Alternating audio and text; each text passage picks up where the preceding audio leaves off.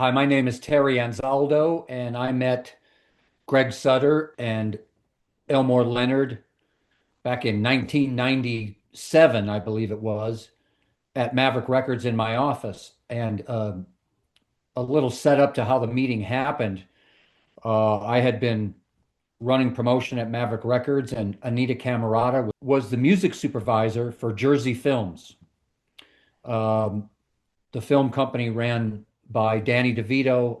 That film company produced Get Shorty. Elmore Leonard was to write the sequel to Get Shorty, Be Cool. And as Elmore does extensive research on his characters, Greg and Elmore were looking to research characters in the music business as the John Travolta Chili Palmer character was going to transition from film to the music business. Anita was tasked with setting up lots of those interviews for Greg and Elmore Leonard. My assistant contacted me and said, Anita Camarata called and wants you to meet with somebody. So when they introduced themselves to me as, do you know the movie Out of Sight? Did you see the movie Get Shorty? And I was immediately impressed, slightly embarrassed at the same time, but I'm somewhat of a ham, admittedly, and I was like, sit right down on my couch. What can I do for you, gentlemen? My assistant was popping in and out because Kevin Weatherly from K-Rock was on line one, and Jeff Wyatt from Power 106 was on line two. He was looking for me to perform, but my performance was very natural. I was just simply doing my job. And he proceeded to take note of me taking one phone call after another that included certain jargon in my profession. Say if I was on the phone with Danny Ocean, who was at KC 101. Danny, how you doing? I'm doing great, TA. How are you? Well, I'm smiling and dialing, taking what I'm given because I'm working for a living, banging the phones like a fucking wild man. As I would proceed to get into my rap about playing Prodigy, which in fact was an alternative type of record. So it was a very edgy, you know, type of style of texture of music, but it was crossing over big time to the mainstream because of MTV. So I would say to Danny Ocean, we're 10 bullet in the market right now in New Haven, Connecticut. And the phone, so you got to put the record on. I mean, how could you ignore a record that's 10 bullet in the market? And the conversation would end.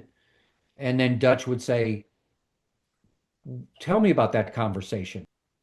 And it's a terminology that says this record's on fire in the market. It's only 9 records are ahead of it in the entire market. And some of those records could be a country record, a hip hop record. And certain radio stations weren't playing every record in the top 10, top 20, top 30, top 40.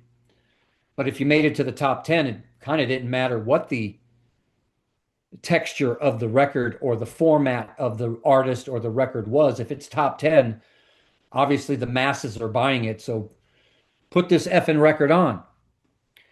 And I was just having a ball with it. And that turned into, I don't know, 3 or 4 hours of those two guys patiently watching me just talk shit to program directors. I think they could get a sense that I wasn't full of shit, that my profession is about talking shit, selling ice to an Eskimo. So if I have to talk to Danny Ocean, for example, twice a week, 52 times a year, I'm going to have over 100 conversations with him.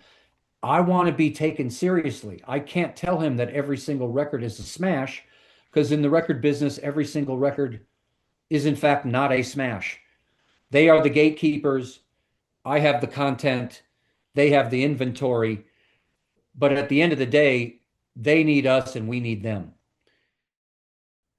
Let's talk about the way that the character was presented in the book and then the movie.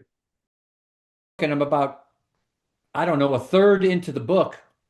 And the reader, me at the time, is introduced to this character named Nicky Carr, Nick Carr for short. And I'm reading all these phrases, all these statements, all this jargon that verbatim came out of my mouth in that office that day when Greg and Elmore Leonard sat there and watched me eat my telephones and beat the fuck out of radio to get them to play our records. And I'm blown away. Earlier in this recording, I talked about a conversation I had with Danny Ocean. And here are these phrases in Elmore Leonard quotations coming out of the coming out on paper in quotations from a character named Nicky Carr. He kept the character Italian, which was cool. And, you know, long before Kanye West brought back the term bro, bro, what's going on, bro? It's like, how you doing, bro? What's happening, bro?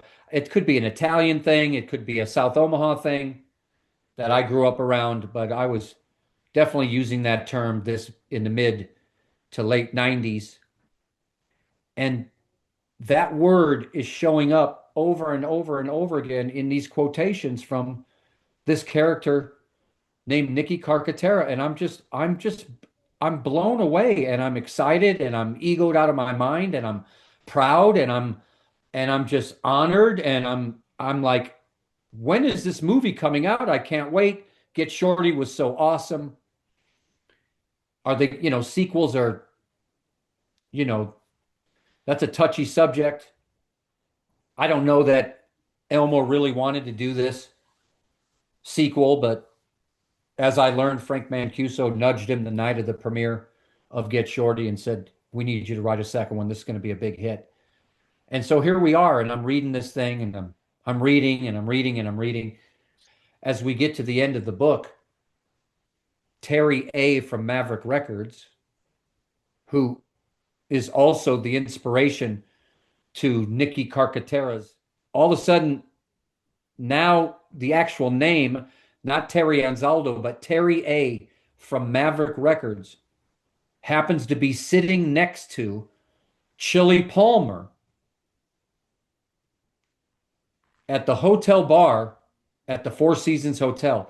Now, Terry Anzaldo, T.A., myself, I've sat at that bar at the Four Seasons Hotel hundreds of times prior to reading myself sitting at that bar with this character, this world-renowned character named Chili Palmer from this legendary film, Get Shorty.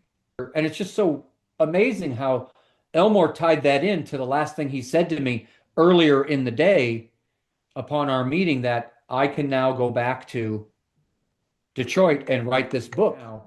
And so the book comes out. I got tens and tens of calls from colleagues in the business saying, "I just read this book from Elmore Leonard, the sequel to Get Shorty. Is he talking about you?" So now all this is happening and, the buzz of the book and all that. And, it's awesome getting those phone calls. And as I mentioned, Greg moved to Los Angeles. We established a really tight friendship and tried to help each other out all the time. And of course, Greg was still working with Elmore on other projects as well. And every conversation I would have with Greg was, when's the movie going to be made? And there was all this politics going on between MGM and also Jersey Films, and both companies had their own issues going on inside their respective buildings and whatnot. And fast forward to, I'm going to say 7 years. It was about 7 years, and all of a sudden, the film's going to be made. And the studio hired F. Gary Gray. F. Gary Gray was influential in making the Ice Cube movies. I believe he made the Friday movies, and all of Ice Cube's videos. So it had a sense that this rawness of Get Shorty be intertwined into the current pop culture of what is fast moving, the hip hop culture. And in fact, I was right about that. I'm not sure how much Elmore loved the tone of where that movie went or was going in pre-production and the final product. But nonetheless, um, I would always ask Greg, um, but what's his involve? Are they going to involve him or what have you? And I get the phone call from Greg on behalf of Elmore saying, so Elmore's been invited to the last shoot of the movie. It's going to take place at the Shrine Auditorium. The scene is set up to where they are at, it could be the MTV Video Music Awards or an award show. And all the main characters are there. And they want to pay homage to Elmore at that shoot, as well as capture some B-roll for the BTS of the DVD. Remember DVDs, folks? Um, and so Elmore was going to do some talking head behind the scenes interviews on behalf of the DVD, and he wanted to invite me as his guest to come to the shoot. And I have to tell you, it was a little awkward because they did roll out the red carpet for Elmore Leonard, but as he introduced people, directors, screenwriters, adapters, to me, I mean, it was amazing how these crew people were saying, "You're the guy that said you're banging the phones like a fucking wild man? That was you? Did you really say that?" And it was like Elmore didn't care. He wanted. He's a very humble guy.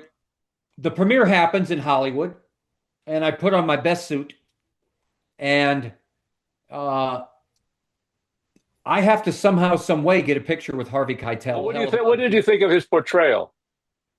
Well, he's using these terms, and it was honoring and humbling that Harvey Keitel is playing a character and spewing words that came out of my mouth. It was just overwhelming. I was proud. Who doesn't love Harvey Keitel? It was surreal.